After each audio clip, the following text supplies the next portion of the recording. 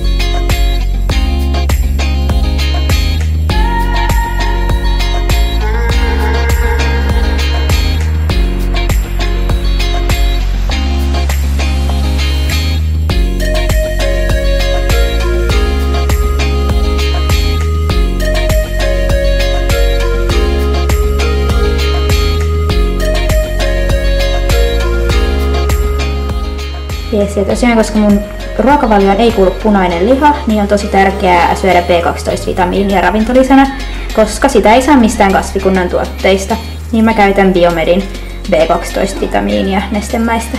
Hyvät aamuisin.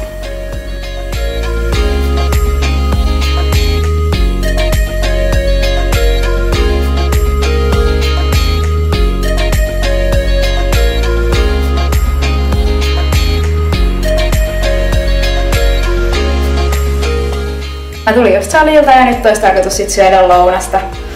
Kunnon ravitseva lounas treenin perään. Se hiilari, protskuu ja vähän rasvaa kans mukana. Tää on sellainen basic lounas tai päivällinen, minkä mä syön sit yleensä treenin jälkeen.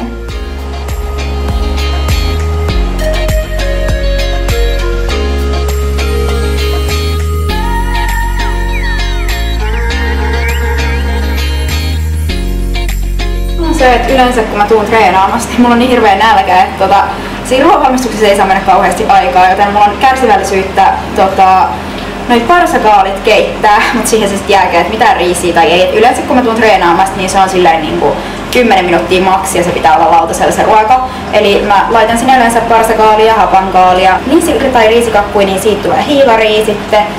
Ei tarvitse keitellä mitään nyhtökauraa, se on nopeasti, koska itsehän tykkään syödä sen suoraan kylmänä paketista.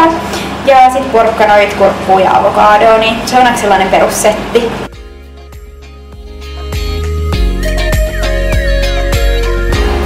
Joo, mutta kun kysytään kanssa, että mikä tää hapankaali-juttu on, niin mä en tiedä, siis mä vaan rakastan hapankaalia.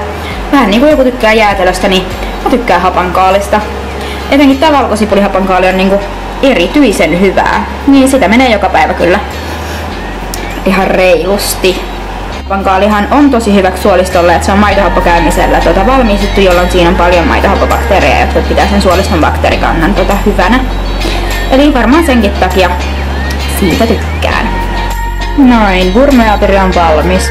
Mä yleensä vaan siis sekoitan nämä kaikki ainekset samassa astiassa. Se on tuollaista sörsseliä.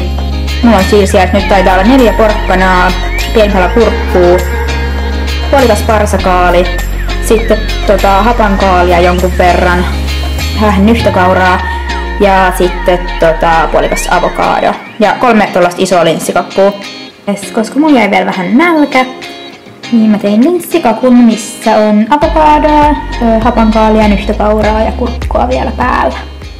Mä en tosiaan laske kaloreita tai makroita tai mitään tälleen, että mä menen vähän fiiliksen mukaan enemmän, että silloin kun on kova nälkä, niin sit syödään enemmän ja sit kun ei ole niin kova nälkä, niin syödään vähemmän. Mut silleen suurin piirtein, että tosi hankala antaa noita niinku määriä, että mitä laittaa mitäkin tonne, jos ei ole silleen puolikas avokado, koska mä en mittaa niinku esimerkiksi gramman tarkasti, että paljon tulee nyhtökauraa ja paljon tulee parsakaalia ja tällaista.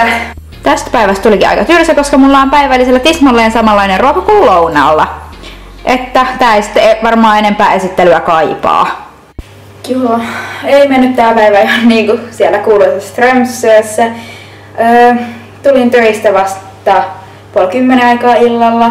Ja mähän olin syönyt lounasta 11 ja mä olin unohtanut eväät kotiin, niin mä söin töissä vaan 2 nektariinia ja sitten kourallisen manteleit välipalaksi.